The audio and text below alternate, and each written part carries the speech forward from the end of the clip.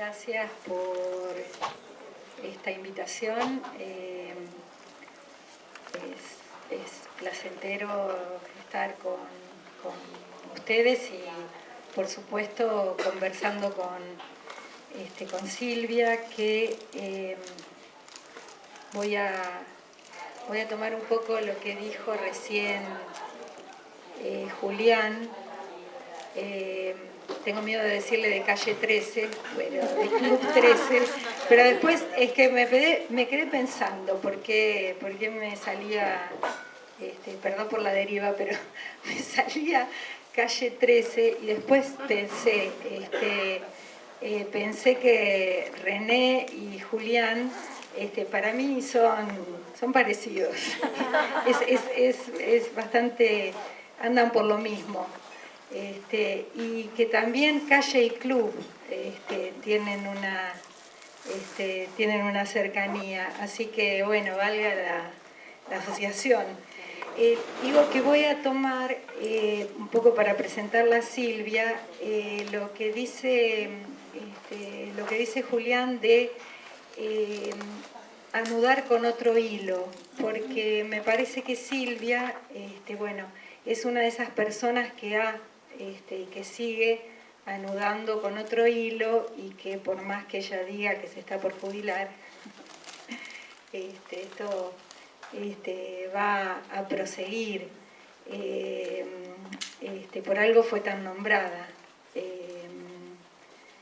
Y en realidad, nosotros hemos conversado un poquito con Silvia antes de venir hoy aquí, pero fue muy impactante lo que escuchamos y la verdad que sintetizaba tanto lo que nosotros habíamos estado conversando que ahí recién decidimos modificar lo que habíamos pensado.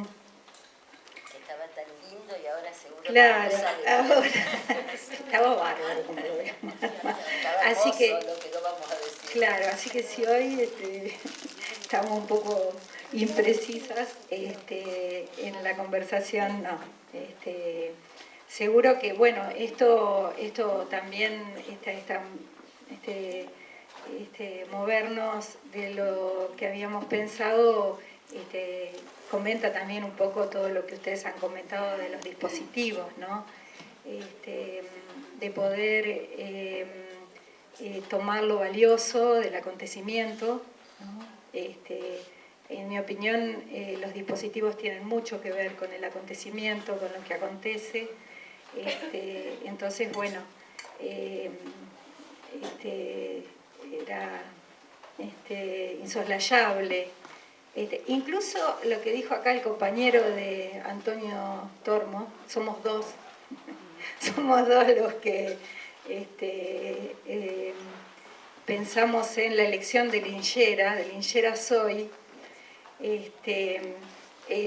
Una digresión, era un tema que cuando yo lo escuchaba me angustiaba un poco, la verdad que.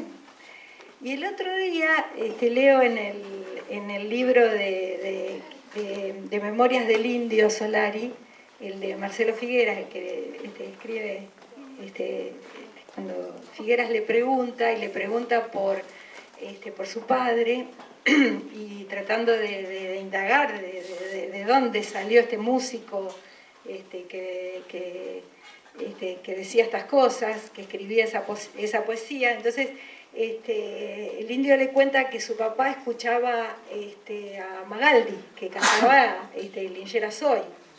Y entonces transcribe la letra de Lingera Soy, y ahí la escucho por primera vez. Me saco un poquito de encima la angustia, la vaya a saber por qué, la molestia. Y entonces el indio dice que él es un tipo que ha renegado mucho de su clase, que él ha sido un renegado de su clase, que ha tenido siempre como una especie de fascinación por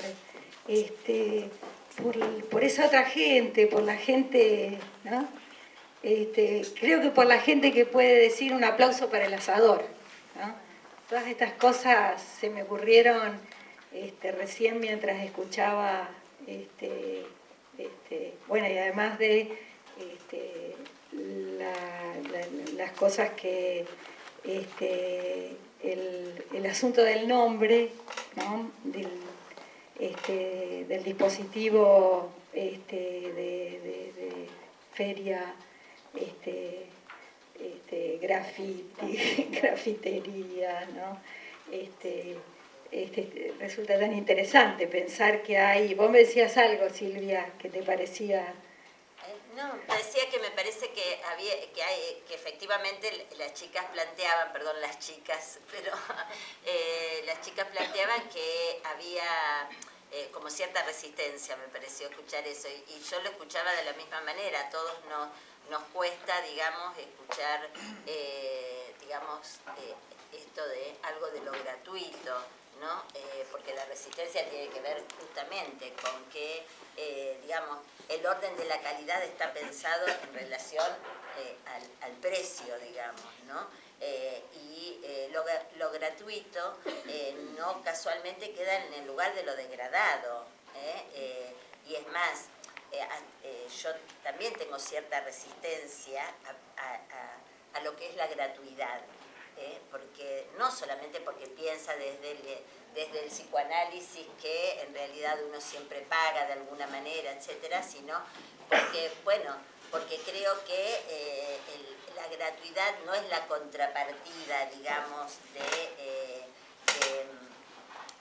del pago, no está por ese lado, sino, con esto no estoy diciendo que me parece que en este momento este término realmente es un término de resistencia, como lo plantean, totalmente de acuerdo. Digo, ¿cuál era mi resistencia a escucharlo? Digamos, de otro orden, no resistencia combativa, sino la resistencia en cuanto a la dificultad para escucharlo, porque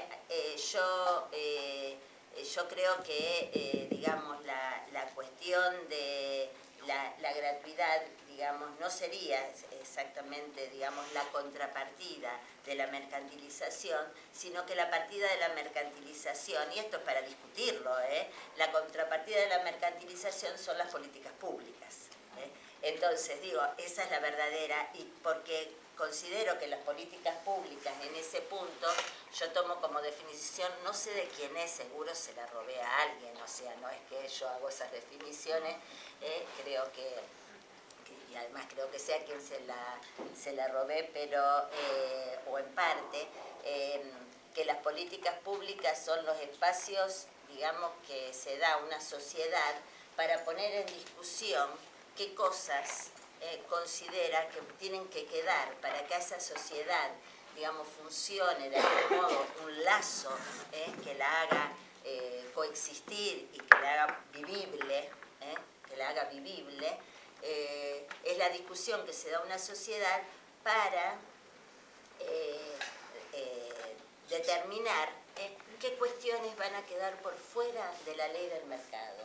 Toda sociedad discute, o sea, podemos, digamos, no vamos a discutir si el mercado sí o no, porque me parece que no tendría mucho sentido que acá lo discutiéramos, pero que cualquier sociedad que, digamos, se piense en una proyección de futuro, se plantea una discusión respecto de cuáles son los bienes que va a dejar por fuera de la definición del mercado. Para mí esas son las políticas públicas, ese espacio de discusión.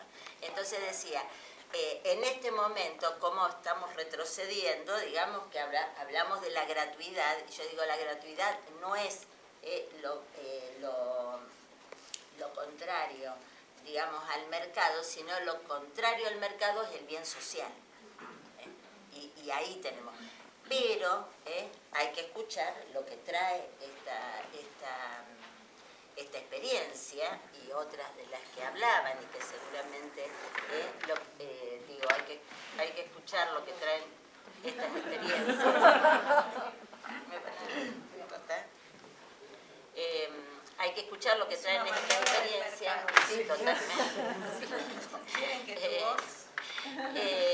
Y es que, bueno, justamente en este punto, por eso tomaba la cuestión de la resistencia, hablar de la gratuidad es un punto de resistencia. Digo, no sé si soy clara, digamos, no quiero, digamos, caer en una cuestión terminológica, hablamos de gratuidad o no, pero digo, sí ubicar esto que me parece que es el marco de lucha en el que todas estas experiencias que vinieron escuchando se inscriben. Más allá que hoy hablen en términos de gratuidad, me parece que se inscriben en ese otro marco de lucha. Bueno, no sé si... Sí, pero yo pensaba, sí, en el caso de la experiencia que presentan las compañeras, sí, esta dificultad para escuchar el gratis no podía tener que ver también con que se percibía otra cosa en juego y no era el gratis de siempre, porque en realidad cosas gratis por ahí hay, Sí. lo que comentaban las otras compañeras, ¿no? El perchero, ¿no? Donde acá estaba incluido Sí, el elegí, yo no te voy a decir para qué te llevas los aros, no te voy a decir, mira, no te vendrá mejor el saco, porque fíjate que está viniendo el frío, ¿no? Entonces, es ahí donde el gratis rompe. Claro, por eso digo que me parece, y digamos, lo que vos decís me permite aclarar, me parece que este gratis se inscribe en este otro lugar, en esta otra estrategia, que es una estrategia política, que es una cuestión, digamos, que le da a la gratuidad otro... Exactamente, pero se me ocurría que para no pensarlo solo desde el lugar de la resistencia, que viene del lado del mercado, ¿no? Sino para pensarlo más también en la zona de la invención. Ahora sí, ¿no? Como estas cosas, ¿no? Porque es curioso, como grafitería, graffiti, gratiferia, feria, ¿no? Como si hubiera toda una especie de derivación en el nombre, ¿no? Como si una especie de neologismo, aunque se entendía, ¿no? Se entendía, pero había una no correspondencia. Como si para pensar también en términos de salud mental, ¿no? ¿Dónde está la invención? Y la invención puede estar en el lugar más chiquito, puede estar en esto, puede estar en este punto donde la historia del hermano y la hermana, eso es la ley de salud mental. Es maravilloso, ¿no? ¿No? De pronto hay algo que oficia de ancla. Los sábados, un sábado al mes, la hermana va a venir con una cosa nueva. Eso es la ley de salud mental, ¿no? Es lo que ustedes decían, ¿no? El 26, puntitos suspensivos, está en estas pequeñas cosas, en estos pequeños detalles. Entonces, a lo mejor es un proceso sí de resistencia y que tiene que ver con estas otras cosas y también, y a su vez, o no se excluye, con un proceso de invención, ¿no? Sí, totalmente de acuerdo en ese punto. Me parece que, bueno, hay una serie de cuestiones que se fueron planteando que me parece que son que me interesaría irlas retomando, digamos, porque, digamos, tiene esta cuestión, tiene este carácter de invención, de creación y de producir un espacio absolutamente diferente en el mismo espacio, que eso es maravilloso. Que eso es algo justamente de lo que es la creación cultural. Un espacio se transforma en otra cosa, y los cuerpos se transforman en otros. Me parece que de eso se trata, que después lo podríamos retomar, cómo pensamos el lazo social. Yo lo que quería, digamos, ubicar 2 o 3 cuestiones, en todo caso, y después retomamos esto, si te parece. Digamos que son, que más o menos ya estamos ahí como transitándolas, ¿no? Por un lado, para poder pensar en términos de los dispositivos grupales, ¿no? De lo que venimos hablando de dispositivos grupales. Yo les comentaba antes, y te comentaba a vos en otro momento, que en Rosario vengo haciendo, digamos, una especie de relevamiento de dispositivos grupales, que funcionan no de las organizaciones comunitarias, etcétera, sino los que funcionan en relación a provincia y municipalidad. O sea, los que son, digamos, supuestamente son llevados adelante, no supuestamente, son llevados adelante por trabajadores de la provincia y de la municipalidad. Nadie tiene idea cuántos hay. Yo no puedo terminar de hacer el relevamiento porque como no sabemos, es difícil, en red vamos contactando a la gente. Estoy diciendo, son trabajadores de provincia y municipalidad, no debería ser tan difícil saber en qué. Debe haber aproximadamente 30 y pico en la provincia y un poco más en la municipalidad, hasta donde llegamos. Con lo cual,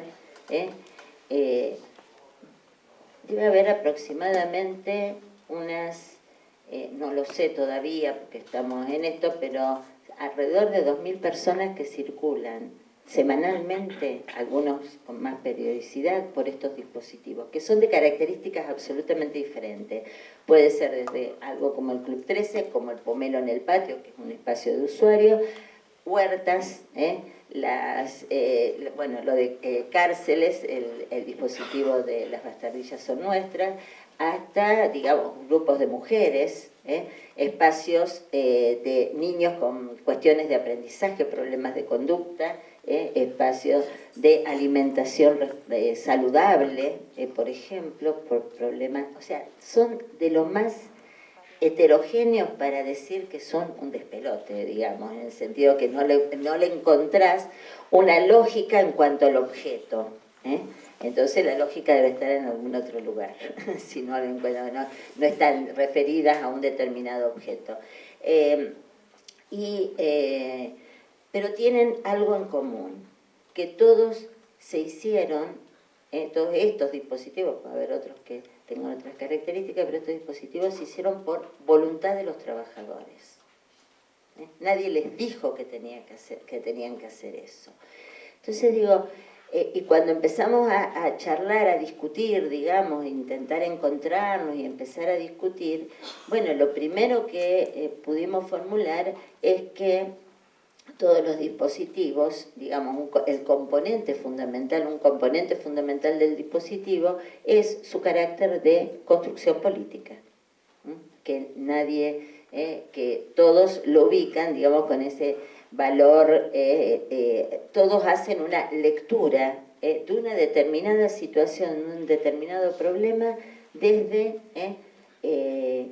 una lectura política, ¿no? Y esto me parece que es claro en lo que los compañeros hoy plantearon, porque tanto las compañeras de la feria, cuando planteaban desde, digamos, el tema de la gratuidad, el tema, digamos, de lo que tiene que ver con la agroecología, hasta la Ley Nacional de Salud Mental y Adicciones, el marco, digamos, hay un marco de lucha que es mucho más amplio y que tiene que ver con acumular políticamente, o sea, acumular, producir, y esto es la otra cuestión, ¿no?, que tiene que ver con esto que vos marcabas, Leslie, de la invención, de la creación.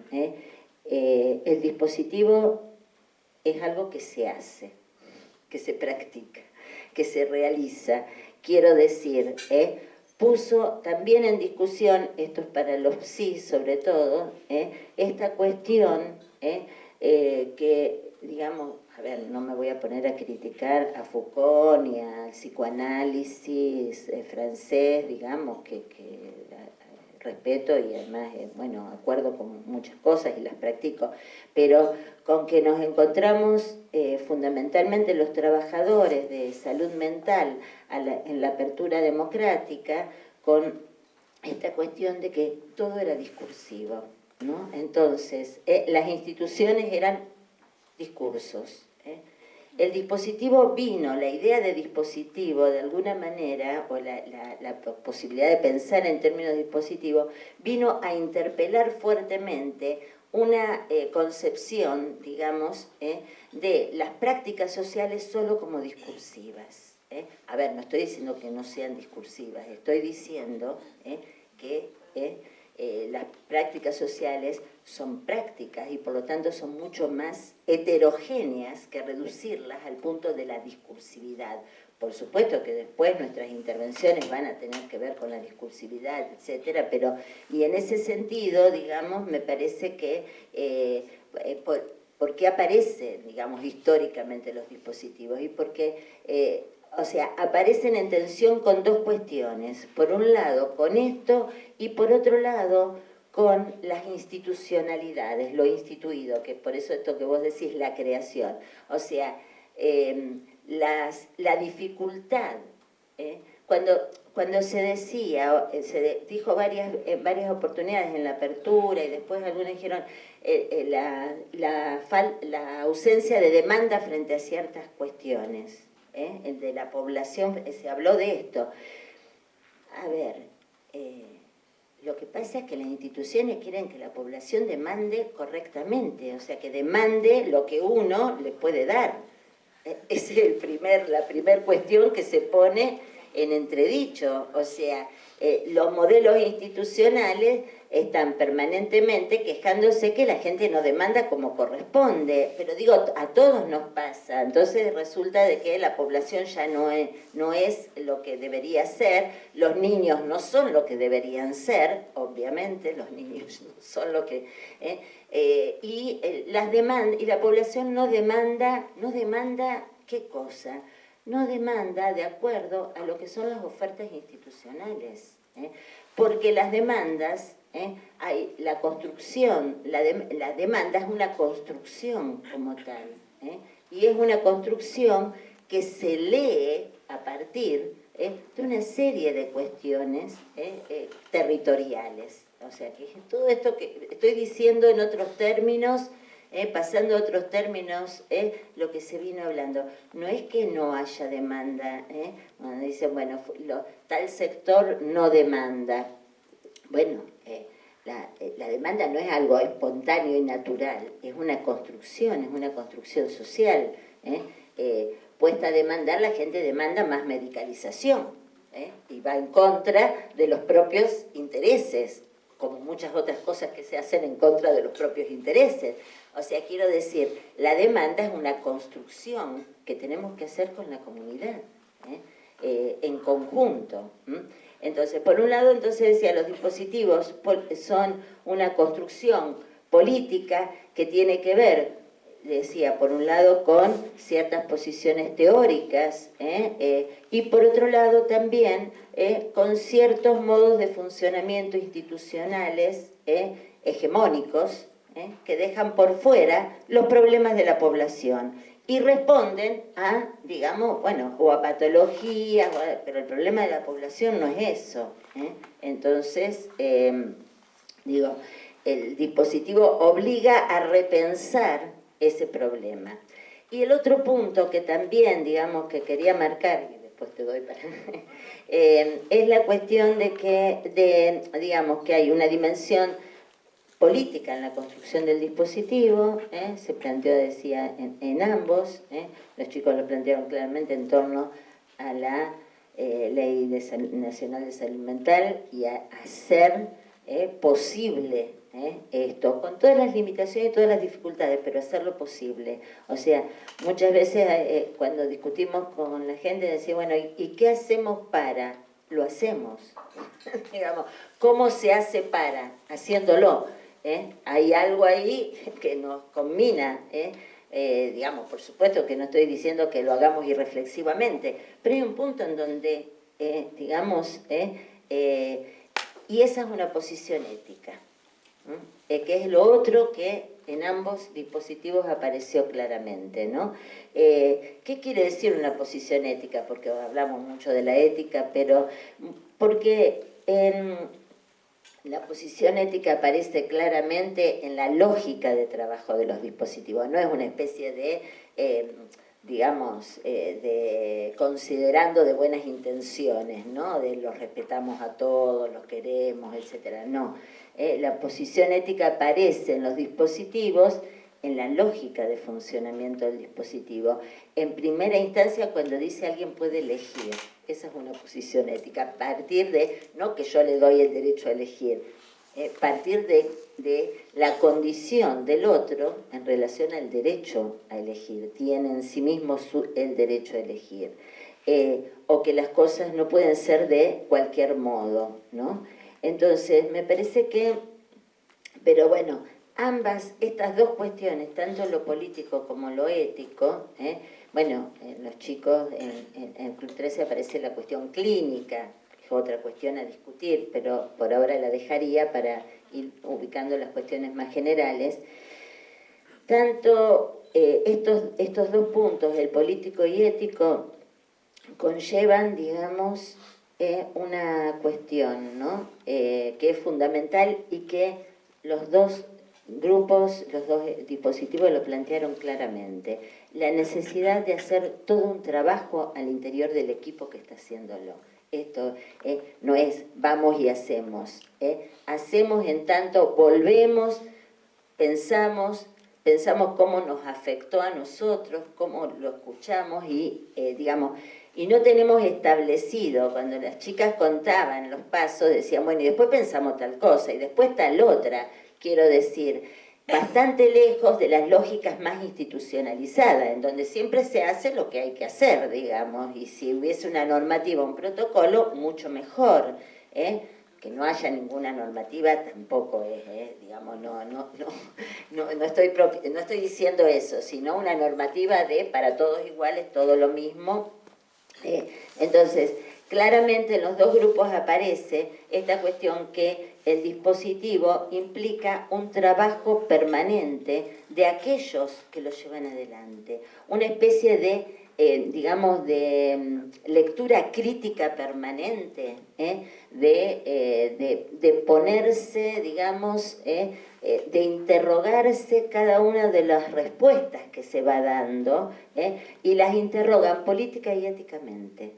Porque hay, insisto, hay un proyecto político, o sea, si esto va en la dirección, cuando digo política, lo digo en los términos más generales, una propuesta de distribución de poder, hacia dónde queremos que se, digamos, acumule el poder totalmente. Entonces hay siempre una lectura política en el sentido de cómo queremos, hacia dónde, hacia qué sector, hacia qué, digamos, en qué direccionalidad queremos acumular poder. Porque, digamos, no es el dispositivo el fin en sí mismo, digamos, cada uno de estos dispositivos apunta a transformar otras cuestiones, no es solamente, por supuesto, de que las transformaremos en la medida que podamos, producir proyectos políticos, pero además también alojar a quienes, con quienes estamos trabajando. Entonces, otra cuestión que se desprende de esto es que los dos grupos plantearon permanentemente que había que pensar. Tan sencillo y tan difícil como esto. Hay que pensar permanentemente porque la respuesta no está armada. Esto es lo que... por supuesto de que en las instituciones también podemos trabajar con esta lógica, pero a veces resulta bastante difícil. Y yo creo que muchas veces estos dispositivos de los que les hablaba en salud, por ejemplo, han tenido que ver con los modos que los trabajadores han encontrado para salir, digamos, a poner en discusión las lógicas de trabajo institucionales, que lo que producen es fragmentación de las poblaciones por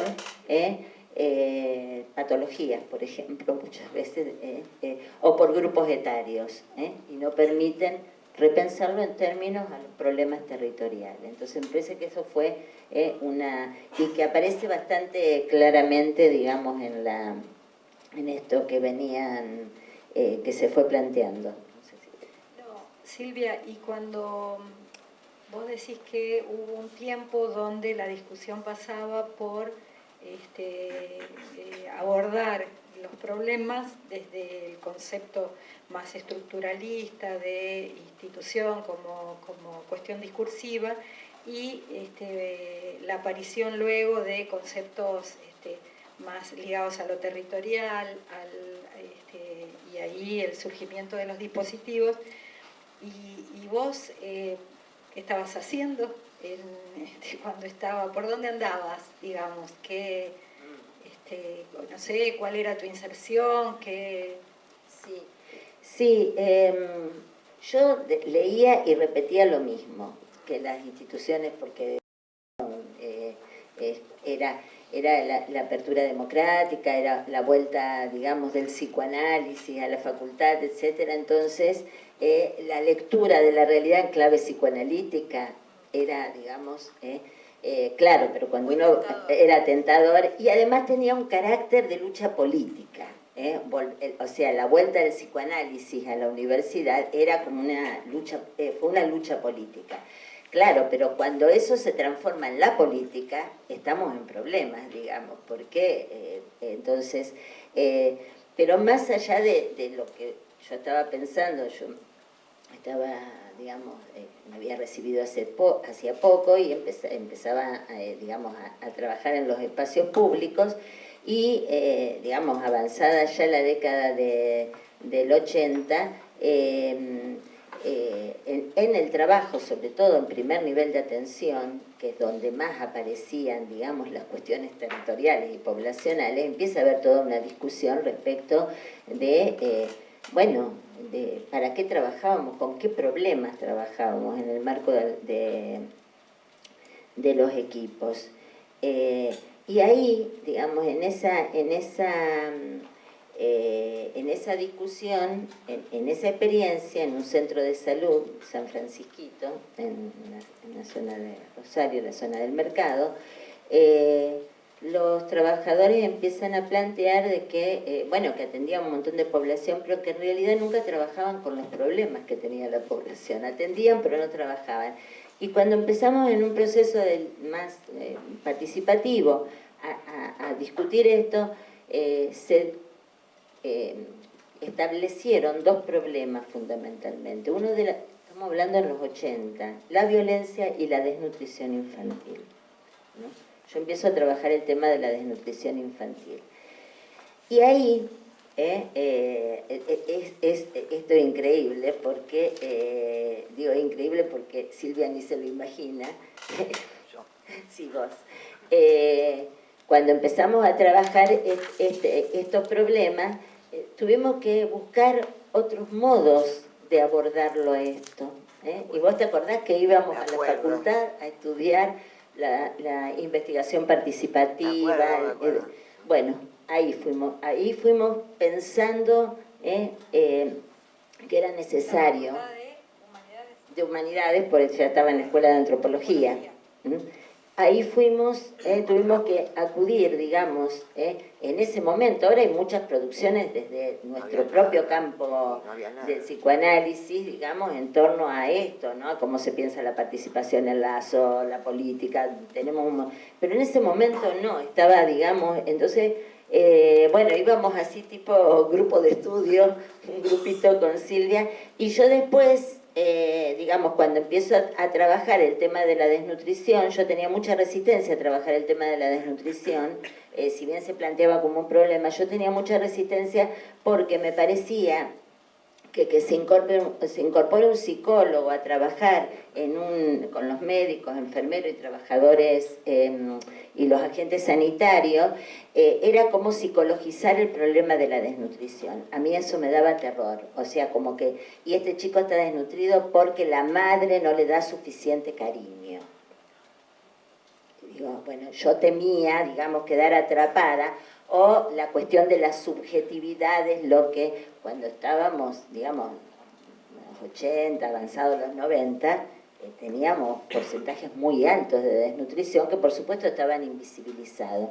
Y ahí, bueno, cuando empezamos a trabajar este tema, a problematizarlo, ese para mí fue el otro eje para poder pensar dispositivos. No se puede pensar dispositivos si uno no puede problematizar, no trabajar el tema, la desnutrición, sino problematizarlo. Que es la pregunta casi como la pregunta epidemiológica básica. ¿Por qué aquí y ahora aparece esto? Entonces, ahí cuando lo problematizamos aparecía en los médicos claramente que era falta de olla, por ejemplo, ¿no? O que las madres no, digamos, lo seguían, no lo destetaban y eso producía mayor desnutrición. Cuando pusimos empezar a trabajar esto, no les voy a contar toda esa experiencia porque es muy larga, empezamos a armar dispositivos, consultorios... Un poquito sí. Consultorios conjuntos, trabajando con los médicos, y yo insisto, yo me resistía porque me parecía como que entonces yo iba a ver la parte psicológica de qué le pasaba a esa mamá con ese niño, y sin embargo se fue construyendo otra cosa allí. Se fue construyendo una consulta en donde el médico pudo empezar a hablar con la madre, empezar a escucharla. Los médicos decían, las madres parecen todas tontas. Yo no estoy, pero lo decían además y se sometían a poder trabajarlo esto, lo cual era toda una valentía, ¿no? La madre parecen tontas, todo lo que le digo me dicen que sí, y yo lo digo sabiendo que no van a hacer nada de lo que le digo. O sea que era un perfecto diálogo en donde nunca iba a pasar absolutamente nada. Cuando nosotros entonces dijimos, bueno, pero ¿qué está pasando? Vamos a ver, ¿qué tipo de problema es la desnutrición? Con la enfermera hacemos una auditoría de historias clínicas. Y la auditoría ahí nos va ubicando que efectivamente los chicos estaban todos desnutridos, 2, 3 años, venían a los controles todos los meses y seguían igualmente desnutridos. Que solo salían de la desnutrición aquellos chicos cuyas madres no los traían a control y los traían porque los veían mal. O sea, que había una percepción de la madre, o sea, que el control atrofiaba la percepción materna. O sea, era efectivamente iatrogénico. Y ahí, bueno, por eso digo, empezamos a pensar un dispositivo de consultorio conjunto que era simplemente esto: abrir la posibilidad de hablar con las madres y poder saber qué estaba pasando.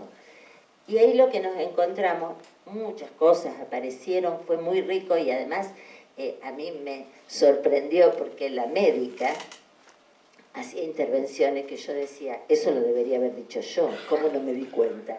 Porque ya había enganchado, digamos, bueno, cuestiones que tenían que ver con cómo podía intervenir con esa mamá, cómo podía, digamos, devolverle una mirada y una posibilidad de alojarla, la mamá, en esa, y no, las mamás se sentían fundamentalmente acusadas. Entonces, cuando esto empieza y se empieza a poder hablar, y ahí encontramos, bueno, un trabajo así muy intenso, y hay un montón de cosas, porque empezó a surgir la cuestión de la deshistorización de esos grupos familiares, las migraciones, era época de mucha migración, aparecieron una serie de cosas. Ahí establecimos en el centro de salud que los agentes sanitarios iban a estar atentos cuando llegaba una nueva familia y había que armar un dispositivo para ir a trabajar con esa familia, porque en los primeros días que llegaban morían chicos. Porque esas familias tenían modos digamos, de sobrevivencia en el espacio donde venían y acá no los tenían. Y eso a veces les podía llevar meses encontrarlo. Y esos meses para los niños eran de terror. Entonces ahí pudimos empezar a ver esto. Cuestiones que ustedes dirán, no descubrimos la pólvora, no, efectivamente, pero podíamos practicarlo a esto.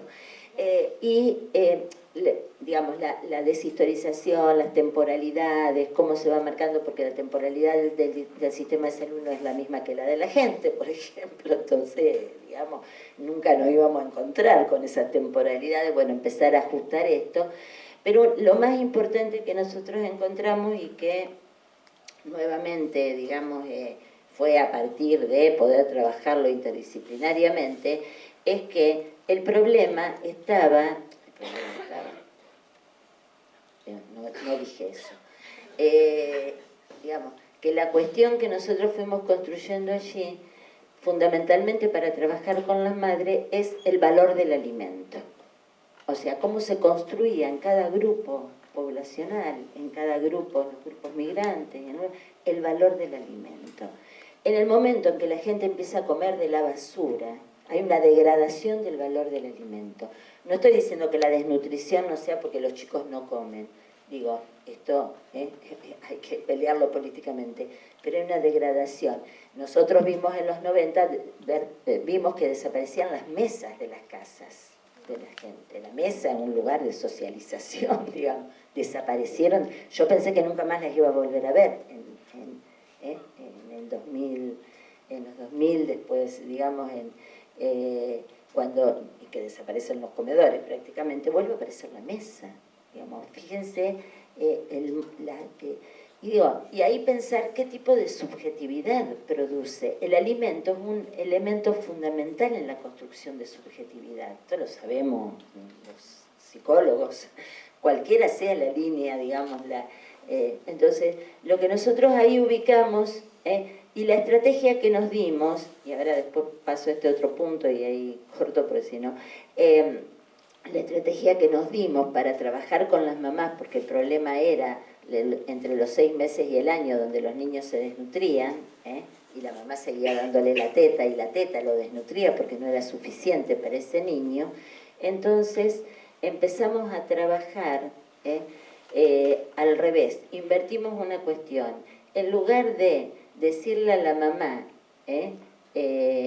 digamos, cómo le metía el alimento al niño, digamos, porque aparecía como la médica dándole, digamos, instrucciones de cómo lo tenía que alimentar, meterle el alimento, cuando el valor de ese alimento no está divinizado por la madre, no tiene un valor de bien social y divinizado, ese alimento, digamos, obviamente. Entonces, dimos vuelta a esto y es cómo incorporar el niño al alimento, a la comida, digamos, al modo en que en la familia circula el alimento. En toda la familia de alguna manera circulaba, aunque había un empobrecimiento terrible, bueno, gente algo comía. ¿Cómo circulaba el alimento? Empezar a trabajar con cada grupo familiar cómo circulaba, y el niño, el más pequeño, digamos, que está en un momento de mucha vulnerabilidad, precisamente muchas veces quedaba, digamos, ahí teniendo que comer la comida de los adultos. Bueno, entonces ahí dimos un giro, pero claro, entonces eso nos llevó a otra cuestión. Si el problema es el valor del alimento, tenemos que trabajar con los que están produciendo alimento en el barrio. Entonces, en ese momento eran los comedores. Y empezamos a hacer un trabajo con una red, armamos una red de comedores y empezamos a trabajar la cuestión del alimento, el valor del alimento, porque en los mismos comedores estaba degradado el valor del alimento. La gente le decía a los comedores comederos. O sea, había una degradación del valor del alimento. Cuando empezamos a trabajar, que fue maravillosa esa experiencia con las mujeres, peleándose todas las mujeres entre ellas, por supuesto, acerca de cuál era el mejor guiso, si el santiagueño, el correntino. Pero bueno, eso fue poner en valor el alimento. Cuando alguien decía, mi guiso es mejor, insisto, era empezar a divinizar el alimento y empezar a hacer que ese alimento circule en la comunidad con otro valor. Fíjense que una de las primeras cosas que yo me encuentro cuando llego al comedor, a los comedores, era que en ese momento eran las cajas PAN, me parece. Alguien viejo, por favor. ¿Y qué dice la gente en los comedores? La gente, al día siguiente que repartían las cajas, los containers estaban llenos de alimentos. La gente tiraba el alimento. Entonces decía, no hay hambre. Cuando uno empieza a trabajar que es una situación diferente a la de ahora, empezamos a trabajar con la población, la gente solo tomaba algunos alimentos, el resto era una cuestión de dignidad. No era, cuando el alimento es sentido como indigno, bueno, Digo, esto es, ahí, hablando de dónde estaba yo, ahí con el bagaje que había adquirido con Silvia, pero en los comedores, ahí yo hice mi formación con la gente del grupo, los grupos de Obispo Angelelli, el GOA. Yo trabajaba con ellos. Ellos me pedían que fuera como psicóloga, pero fueron ellos los que me formaron en las técnicas de educación popular. Y digo, y ahí también yo encontré que no había, y ahí sí fui construyendo otro lugar del psicoanálisis, porque ahí encontré que no había contradicción en muchas de las cosas que estábamos planteando. Por supuesto, sí, había puntos irreductibles, porque bueno, estábamos pensando problemáticas diferentes, pero no había contradicción, porque la posición ética de ellos era la misma que en la que yo me sostenía desde el psicoanálisis. La cuestión de, primero, no, digamos, considerarlo al otro como sujeto, con un saber, digamos, y que en todo caso, digamos, construiremos a partir del saber del otro. En ese punto me empiezo a encontrar con que, digamos, podemos construir y que allí, digamos, bueno, y ahí sí empezamos con otro tipo de dispositivos que eran, digamos, justamente trabajar con las mujeres el tema de la alimentación. ¿Qué lugar tenía la alimentación, la preparación de los alimentos? Poner en valor el alimento, porque lo que había era una degradación del alimento, y el alimento que llegaba socialmente también era degradante. Esa era la percepción en ese momento. Entonces, por eso decía, fue reuniones enteras discutiendo el guiso. O sea, ¿qué quería decir eso? Era discutiendo el modo, cómo una comida estaba cargada de la historia de cada uno. Nosotros nos encontrábamos en el consultorio con mamás deshistorizadas, que no podían armar la historia ni la historia de sus hijos. Entonces empezamos a trabajar justamente, más allá del consultorio, en estos otros espacios, bueno, cómo el alimento, a todos nos pasa que hay determinados olores de alimentos que nos traen recuerdos así como, entonces, como esto es una cuestión, digamos, de la cultura, y cuando digo cultura no es algo externo, es algo que nos constituye.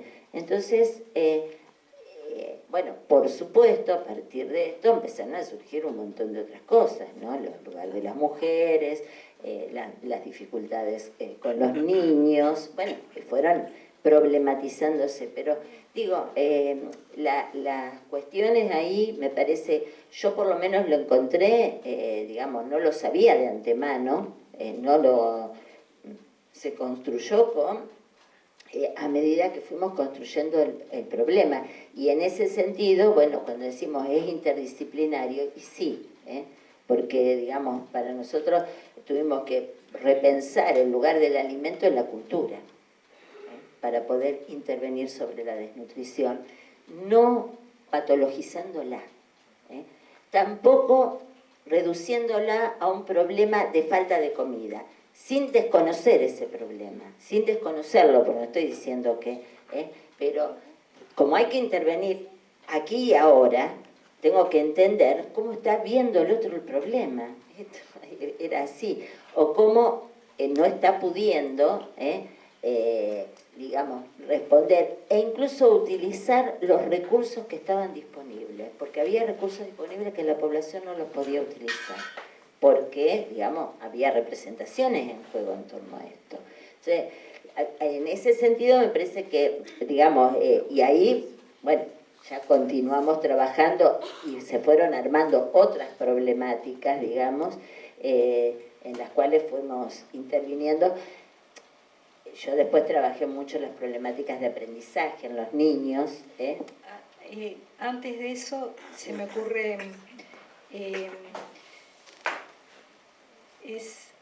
supongo que esto que vos comentás habrá tenido algo así como éxito, ¿no?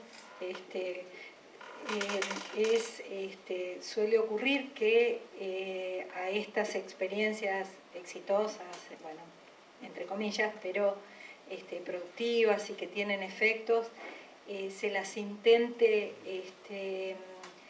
pasar a algo así como una categoría diferente, como puede pensarse en un programa, es decir, de dispositivo a programa, no sé qué pensás de eso, si eso ocurre y si eso es posible. Sí, con lo de desnutrición, no tanto porque los programas eran nacionales y esto estaba y seguía estando en ese momento, mientras hubo momentos así de tensión en el sentido de que bajaban los programas nacionales con una lógica absolutamente diferente y nos encontrábamos en el mismo espacio con los capacitadores que le explicaban a las mamás cómo tenían que hacer la comida, qué tenían que hacer, etcétera. Hubo, digamos, era difícil llevarlo adelante. Pero en relación a esto que preguntás, es una experiencia, digamos, actual la que yo podría... a partir de todo este trabajo en desnutrición, que por suerte, digamos, después se fue como cerrando porque hubo... pero sí nos quedó en ese mismo equipo y en otros equipos con los que venía trabajando, una cuestión, digamos, y era que, digamos, si bien la situación de la desnutrición había mejorado, etcétera, aparecía como muy visiblemente otra problemática, y era la problemática del desarrollo infantil, que nosotros ya la veníamos viendo, y en realidad en la desnutrición nosotros decíamos, el problema no es la desnutrición, sino el problema es el desarrollo de los niños. No es, o sea, no solo la desnutrición infantil, sino lo que estaba detrás de esto era las condiciones de desarrollo de los niños. En los 90 esto se vuelve una cuestión terrible, al punto tal que se genera una nueva definición, el discapacitado social.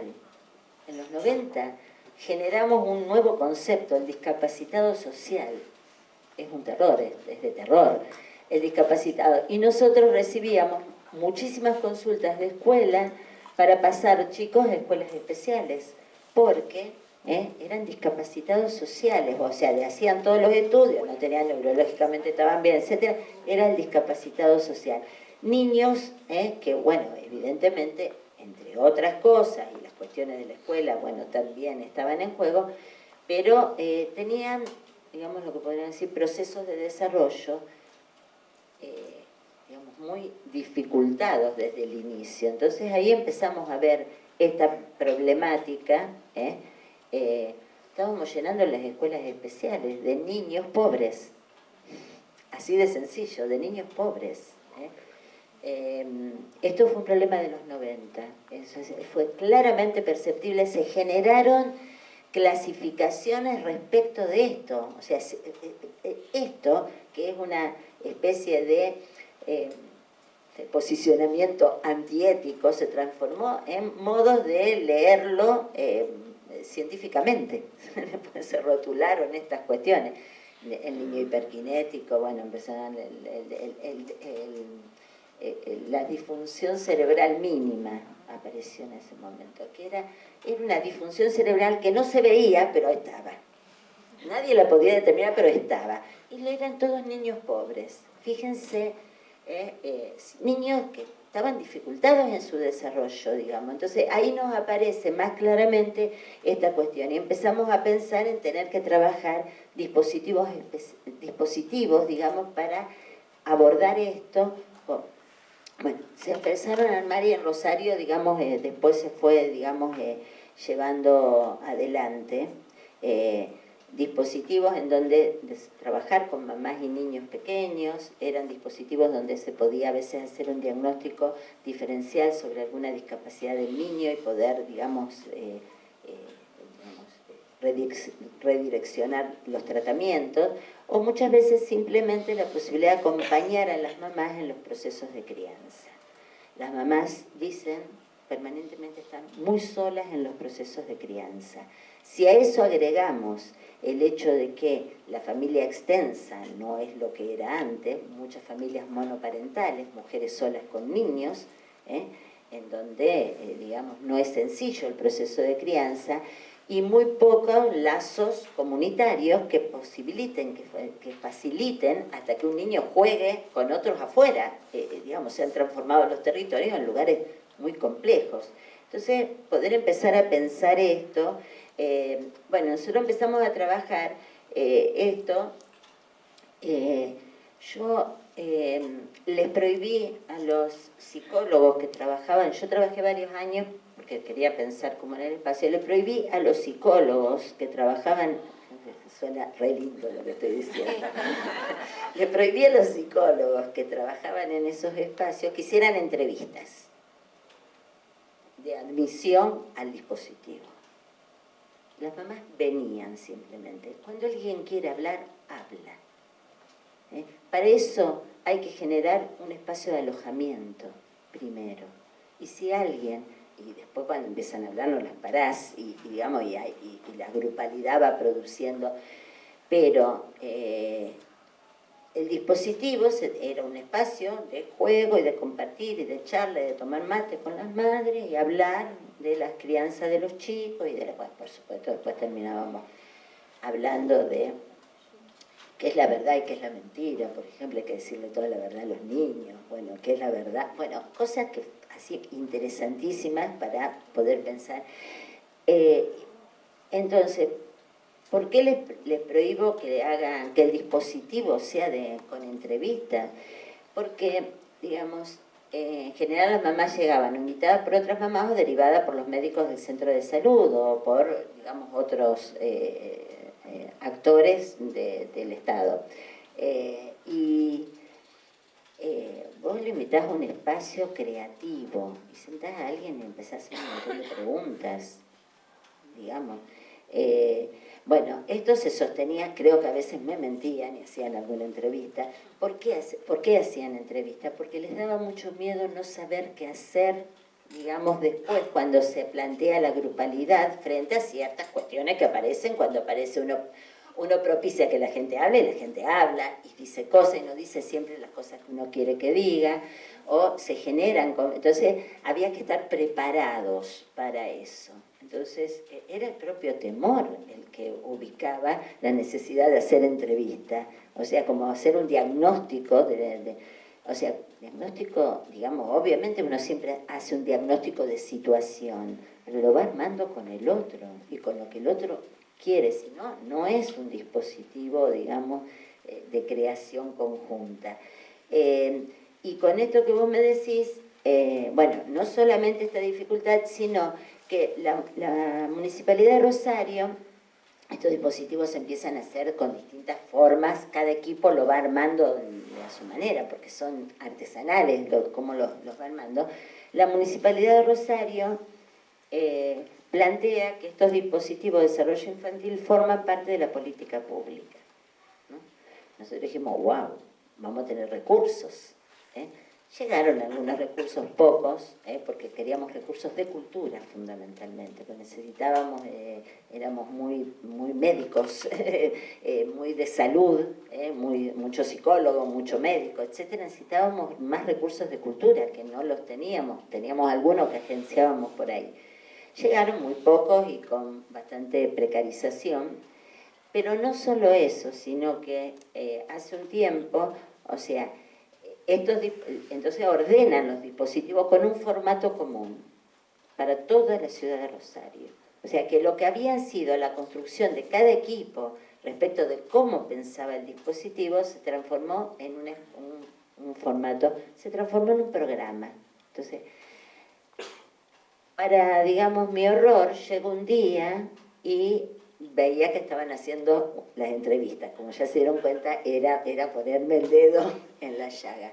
Pero no solo la entrevista, le estaban haciendo a la mamá que ingresaba llenar una planilla en donde le preguntaban, para que venga un espacio participativo, si tenía baño instalado, si cobraba algún tipo de subsidio.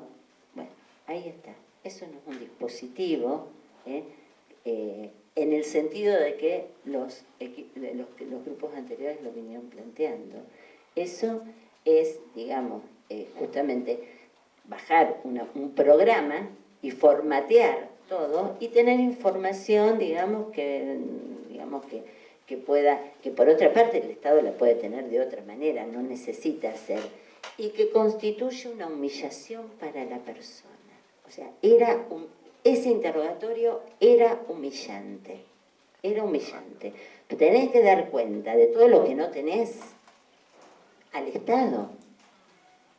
Es humillante. O sea, digo, si no nos preguntamos esas cosas, podemos hacer toda la grupalidad, poner a la gente a jugar, a charlar, etcétera, pero estamos reproduciendo lo mismo. A mí me parece que ese es el punto que tenemos que estar permanentemente interrogándonos. Porque, digamos, en algún momento pasaba esto, lo que se llamó dispositivo, en algún momento le llamábamos talleres, ¿no? Eran todos talleres. Entonces todo se resolvía con talleres. Hacíamos un tallercito, como decía un compañero, antropólogo también, decía, ya los chicos saben bailar cumbia cruzada, hacen hip hop, pero siguen en la calle igual, aprendieron, le enseñamos todo eso, pero, o sea, digo, el armar un espacio grupal no implica que estemos interviniendo y construyendo con el otro. Entonces, cuando muchas veces son solo espacios de recreación, que no están mal, está buenísimo que la gente tenga espacios de recreación, pero no se produce nada allí de lo que para mí es fundamental, y ahí sí me pongo en psicóloga, de experiencia cultural, de lo que Winnicott llama la experiencia cultural, que es la construcción de un espacio en donde algo de la cultura se transmite y que es fundamental para que un sujeto se constituya. Donde, digamos, y después quería retomar lo de otra cosa, pero... Sí, si querés comentar la anécdota esa de los anómicos varios, que me parece que viene a cuento de construir otra cosa, ¿no? Y no quede del lado del profesional la intervención, sino del usuario mismo. Sí, el tema, digamos, ahí, cuando empezamos a ver cuáles son las problemáticas, digamos, que aparecen fundamentalmente en los centros de salud, yo le digo que aparecen los anómicos varios, o sea, son en general jóvenes que no trabajan de vez en cuando, si consiguen una changa y si no salen a robar, que consumen un poco, a veces más, que a su vez, pueden ser violentos con sus parejas, o sea, se va armando todo un circuito ahí, digamos, toda una cuestión, digamos, de espacios que en general lo que se intenta hacer es, clasificarlos de acuerdo a determinadas conductas y actuar, digamos, en función de esto. Entonces ponemos los adictos en un lugar, ponemos las mujeres golpeadas, o sea, son todos los que van quedando por fuera, digamos, de las posibilidades de hacer lazo con otros, los anómicos varios. Y yo un día hablaba con lo de la huerta, decías vos, el médico que me contaba lo de la huerta. Hablaba con un médico que tiene una huerta comunitaria en un centro de salud, y entonces me contaba lo siguiente, que para mí es una anécdota así como para pensarla, digamos, además que es muy tierna, me pareció. Que estaban esperando ahí en el barrio, al centro de salud va la mujer golpeada, la que se prostituye, si logra irse del centro de salud, el que consume, el que roba, o sea, van todos están allí, digamos. Entonces, cuando ellos plantean o no van, precisamente porque justamente no demandan, y son poblaciones que necesitarían atención, pero no demandan por esto que les decía antes, porque las lógicas institucionales, digamos, nunca van a entrar ni en la temporalidad de estos grupos, y entonces, por lo tanto, le das un turno y no viene.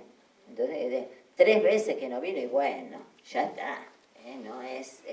¿Y qué quiere? Y cuando aparece, voy a decir, bueno, sí hay que atenderlo porque vino. Ah, no.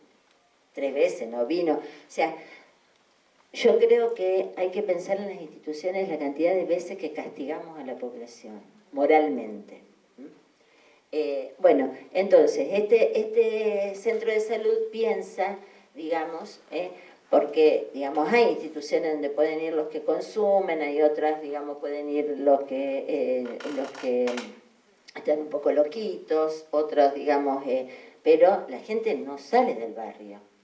razón por la cual ellos dicen, bueno, no podemos, ¿se entiende? O sea, quiero decir, entonces a este lo mandamos a tal lugar, a este a otro, y dice, bueno, pero están acá. Entonces arman la huerta. La huerta va el pibe, digamos, medio dado vuelta, el alcohólico, digamos, gente con mucho consumo de alcohol, la mujer golpeada, los niños que, digamos, no están yendo a la escuela, etc. O sea, ahí tienen los anómicos varios.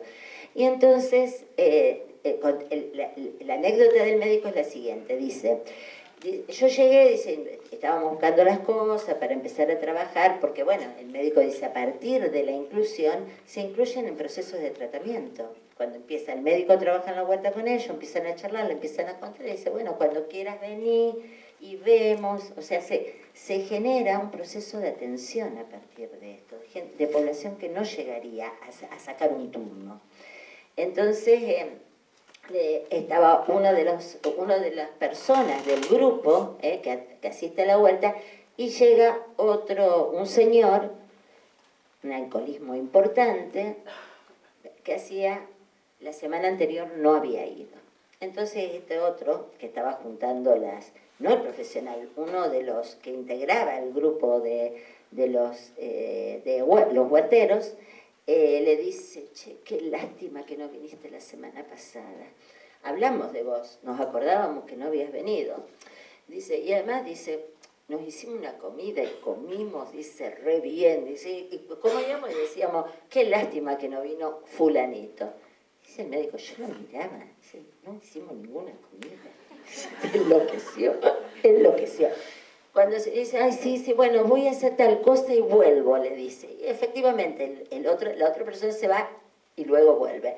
Y el médico le dice, está delirando, ¿qué le pasa? Y dice, ya sé que no es verdad, pero, viste, él tenía que sentir que se había perdido algo lindo. Es una intervención. Te perdiste algo, te estábamos esperando con algo lindo. Dice, no importa, la comida la hacemos otro día. Dice, pero era importante que él supiera que se perdió algo lindo. Que habían preguntado por él. Y que habían preguntado por él, que alguien se dio cuenta de su ausencia. Entonces digo, el efecto que esto produce, el tipo efectivamente fue a su casa a hacer no sé qué cosa y volvió. La semana anterior había estado descerebrado, digamos, por el alcohol, ¿no? Pero, a ver, ¿qué tiene que ver? ¿Lo vamos a curar del alcoholismo? Bueno, porque ahí nos tenemos que repensar también qué queremos hacer en salud, digamos, cómo queremos, qué queremos hacer con eso. ¿Lo vamos a curar del alcoholismo? Probablemente no. Pero sí podemos propiciar un lazo que lo tironee hacia otro lugar, hacia algo que él pueda disfrutar, digamos, mínimamente, que haya alguien que lo espere en otro espacio. Digo, quizás nos suena, digamos, no es una terapéutica, nosotros tenemos la costumbre de pensar que le vamos a resolver el problema a la gente, cosa que no lo hacemos, pero seguimos pensando que lo podemos hacer. Y bueno, me parece que estos dispositivos ponen en juego eso, también cierta posibilidad de aceptar nuestros límites, potenciar otras cosas, pero aceptar nuestros límites. Aceptar nuestros límites a veces, no al modo de, y yo no puedo más, si el otro no pone su parte, yo no me voy a hacer, como decimos muchas veces, y bueno, si encima hizo esto, etcétera. Aceptar nuestros límites no es ese punto donde por agotamiento decimos, bueno, me hinché y no lo quiero atender más. Aceptar nuestros límites es allí poder escuchar en qué alguien necesita ser acompañado. Y si nosotros podemos ser esos compañeros que le permita, bueno, armarse otro espacio, armarse a alguien que lo espera. Bueno, esto que contaban los chicos, ¿no? El Día del Amigo, estos, que son anómicos varios también, seguramente hubiese estado cada uno en su casa, digamos, sin posibilidades de festejar. Y bueno, se fueron a buscar y se encontraron y festejaron. Bueno, ese es el punto, digamos, en donde a mí me parece que acá hay que hablar de dos cuestiones, no sé si el tiempo da, pero y no sé si quería decir algo, pues yo ya estoy como la chica, agarré el micrófono y no, me parece que ahí hay que pensar, digamos, primero las cuestiones, todos hablamos del lazo social, para mí es una cuestión que, sobre todo para los psicólogos, salud mental, hay que pensar que entendemos por lazo social, por orden simbólico, por cultura, repensar todas estas cuestiones, que el psicoanálisis tiene un montón de cosas para aportar, pero hay que repensarlas y no aplicarlas así estilo, digamos, caerle a la realidad con nuestros libros, ¿no? Entonces, y a mí me parece que hablamos mucho de la ruptura, de la pérdida, de los lazos sociales, etcétera, cuestión que es cierto, el neoliberalismo, esto no es solo de ahora, es una problemática, pero el neoliberalismo apunta fundamentalmente a ese lugar, ¿no? Pero esto es lo que los psicólogos fundamentalmente tenemos que pensar. ¿Qué quiere decir que apunta a ese lugar? Pero no es un problema sociológico. No es un problema sociológico. Porque nosotros vemos las condiciones de subjetividad que produce cuando se apunta a ese lugar. Se apunta precisamente a esto que les decía yo, que llama Winnicott el espacio de experiencia cultural. Dice Winnicott, el espacio de experiencia cultural está... O sea, está el individuo, digamos, y la realidad. Y en el medio está este espacio de experiencia cultural, que él lo toma como una continuidad de lo que ustedes saben del espacio transicional, de la que es fundamental en la constitución del sujeto. El espacio de experiencia cultural es el espacio que se construye y en donde se puede, él dice algo muy lindo que es... donde se puede construir lo que se encuentra allí. Es una paradoja, porque ¿cómo lo voy a construir si ya estaba allí? Si no hay un espacio que da el otro, yo no puedo construir. Él dice, es una paradoja esto, pero es el lazo social es el lazo, el entramado apuntalador en donde alguien puede construirse. Y en ese punto... justamente no es solamente que la gente intercambia menos, tiene menos vínculos. Sí, no es tan así, qué sé yo, virtualmente estamos permanentemente conectados con todo el mundo. O sea que esto estaría, digamos, contradiciendo. No, el problema es, digamos, justamente, si ese entramado apuntalador no existe, esto que le decía cuando las mamás dicen, bueno, no tengo otro con quien contar, no hay nada del orden del lazo. Y a mí me parecía interesante en eso retomar lo del Catre. Lo del Catre me pareció una maravilla. Lo del Catre es Contrato narcisista en Piero Lanier, que dice, digamos, es tal cual, que tiene que ver con el lazo social. ¿Qué es? Piero Lanier, que es una psicoanalista francesa, estuvo, digamos, con un grupo de Lacan, después ellos hacen otro grupo, digamos, pues tienen diferencias políticas, habla del contrato narcisista y dice que el niño es producto de una triple anticipación, la anticipación materna, alguien tiene que anticiparlo, digamos, pensarlo, digamos, para poder, por supuesto la paterna, de algún lugar, algún otro, que lo está esperando, y dice, y la del grupo social, es producto de una triple anticipación. Nuestro grupo social, en términos generales, nuestra cultura tiene un lugar para el niño, de esperarlo al niño, o lo tenía.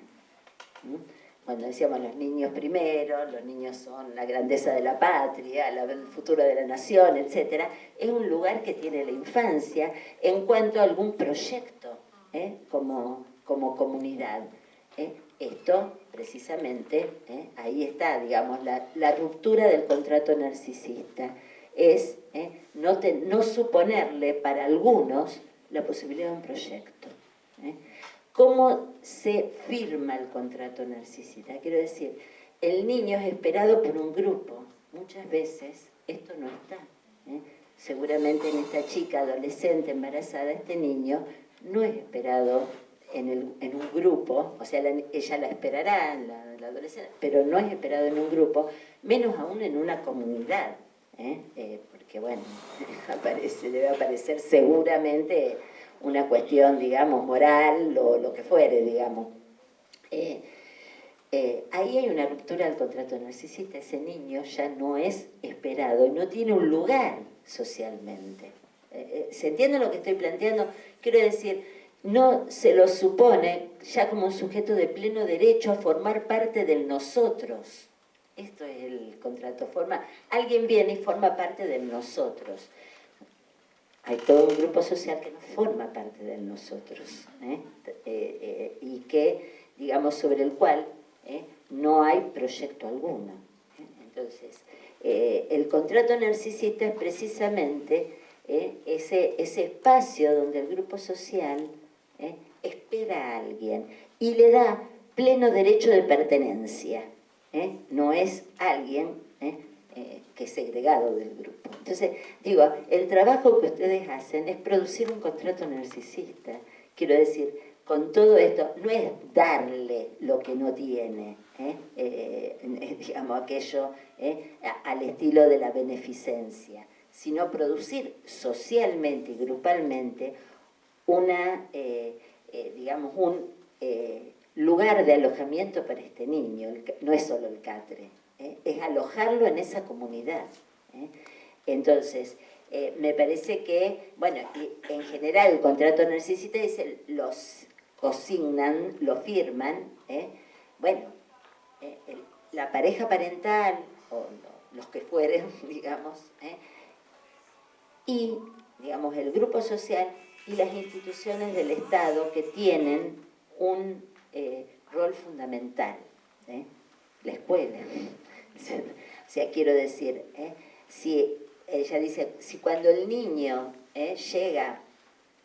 sale del grupo de origen y busca la exogamia, o sea, encontrarse con otros, etcétera, que muchas veces es la escuela, el primer lugar donde hay una real exogamia para determinados grupos sociales, se encuentra con una mirada que le niega el derecho de ciudadanía, queda destinado a ser parte exclusivamente de ese grupo, de esa endogamia. O sea, no tener posibilidad de establecer ningún lazo con otro, ningún espacio de experiencia diferente. Es como si nuestros hijos se quedaran siempre, digamos, recibiendo solo lo que nosotros como padres le podemos dar, ¿no? Digamos, la transmisión de la cultura es mucho más que eso. Entonces, me pareció esto mismo, contrato narcisista, es interesante para pensarlo en relación a los niños, porque es interesante porque de alguna manera le da al lazo social un lugar en la estructuración subjetiva, en esto. Entonces, esto mismo, digamos, lo podemos pensar para justamente los modos en donde estos anómicos varios no ingresan en ningún contrato narcisista, no son esperados en ningún lugar, no son, entonces dice, te estuvimos esperando, nunca son esperados en ningún lugar. Es más, si no vienen, mejor. ¿No? Bueno, lindo terminar con esto, ¿no? Gracias, Silvia.